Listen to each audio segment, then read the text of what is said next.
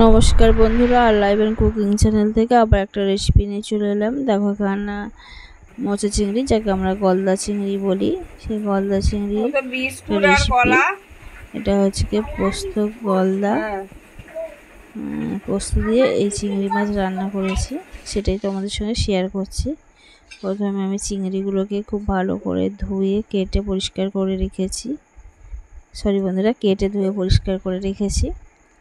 এবার এখানটা নুনটা মাখিয়ে রেখেছিলাম, কিন্তু হলুদ মাখাইনি। আজকে হলুদ না মাখিয়ে আমি চিংড়িগুলো ভাজি, কারণ হলুদ মাখিয়ে চিংড়িগুলো ভাজলে তেলটা কালো হয়ে যায়, আর হলুদটা হচ্ছে কি কড়ার গায়ে লেগে যায়, যেটা একদমই ভালো লাগে না। সেই জন্য আমি শুধু লবণটা মাখিয়েছি, ভেজে নিচ্ছি। দেখো এখানে প্রথমবারে চিংড়িগুলো ভাজা হয়ে গেছে, আর চিংড়িগুলো খুব বড় বড় ছিল। আর ভাজা হয়ে গেলে তুলে নিচ্ছি। বাকি চিংড়িগুলোকেও আমি একইভাবে ভেজে নেব। বন্ধুরা, এই পোস্ত চিংড়ি খেতে খুব ভালো লাগে, খুব বেশি মশলার প্রয়োজনও হয় না।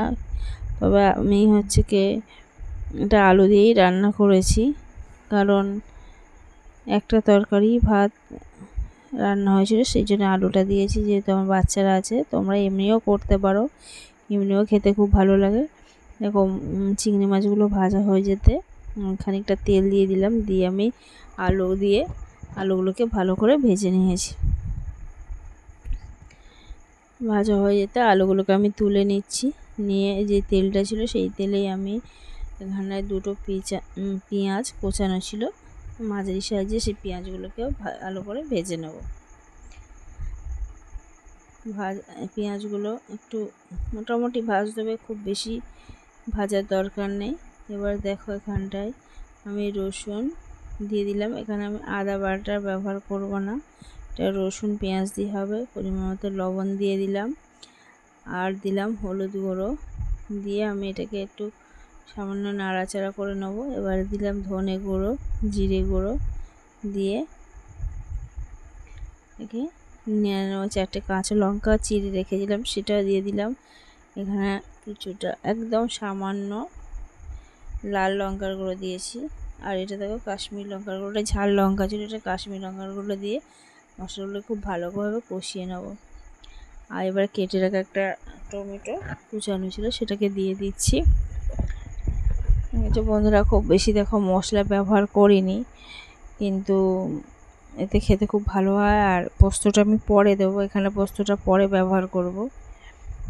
দেখো এবার ভেজে রাখা আলুগুলোকে দিয়ে ভালো করে মশলার সঙ্গে কষিয়ে নিচ্ছি, যাতে মশলাটা আলুর মধ্যে খুব ভালোভাবে চলে যায়। দেখো এখানে কষানোটা তোমরা দেখতেই পাচ্ছ খুব ভালো হয়ে গেছে। এবার আমি জল দিয়ে দিচ্ছি। আর এটা করতে খুব বেশি সময়ও লাগে না, খুব তাড়াতাড়ি হয়ে যায়, ঝটপট হয়ে যায়। এমনি চিংড়ি রান্না করতে বেশি সময় লাগে না। দেখো ফুটছে, আলুগুলো সিদ্ধ হয়ে গেলে দেখো এখানে আমি পোস্ত বেটে রেখেছিলাম। এখানটায় প্রায় 2 চামচ পোস্ত বেটে রেখেছিলাম, সেটা জল দিয়ে সেটাকে আমি দিয়ে দিলাম। দিয়ে একটু ভালো করে পোস্তটা মিশিয়ে নেব। তোমরা দেখতে পাচ্ছ কালারটা চেঞ্জ হয়ে গেল, সাদা মতো হয়ে গেছে। যাক, এই আর সামান্য চিনি দিয়ে দিলাম। বন্ধুরা, এইভাবে যদি তোমরা চিংড়ি পোস্ত করো, খেতে খুবই ভালো লাগবে। অলরেডি আমি ভেজে রাখা চিংড়িগুলোকে দিয়ে দিচ্ছি। বন্ধুরা, আমার এই চিংড়ি পোস্ত রেসিপি যদি তোমাদের ভালো লেগে থাকে, তাহলে অবশ্যই একটা লাইক করে দিও, কমেন্ট করে জানিও কেমন হয়েছে। আর যারা নতুন বন্ধু আছে, সাবস্ক্রাইব করে পাশে থেকো, যাতে আমার চ্যানেলটা এগিয়ে যায়। তোমাদের আর অবশ্যই কমেন্ট করবে বন্ধুরা কেমন হয়েছে। তোমরা ভিডিও দেখছো কিন্তু একটু কমেন্টটা প্লিজ করো। দেখো এখানটা হয়ে এসছে, ফুটছে প্রচণ্ড। এবারে নামিয়ে নেব। তা বন্ধুরা, আজকে রেসিপি আমার এই পর্যন্ত। আবার নতুন রেসিপি নিয়ে তোমাদের সামনে চলে আসবো। ততক্ষণ ভালো থেকো, সুস্থ থেকো। আর বন্ধুরা, তোমাদের কাছে একান্ত অনুরোধ, আমার ভিডিওগুলো প্লিজ দেখো, শেয়ার করো, আর সাবস্ক্রাইব করে পাশে থেকো, আর কমেন্ট অবশ্যই করো। ভালো থেকো, সুস্থ থেকো। অনেক অনেক ধন্যবাদ।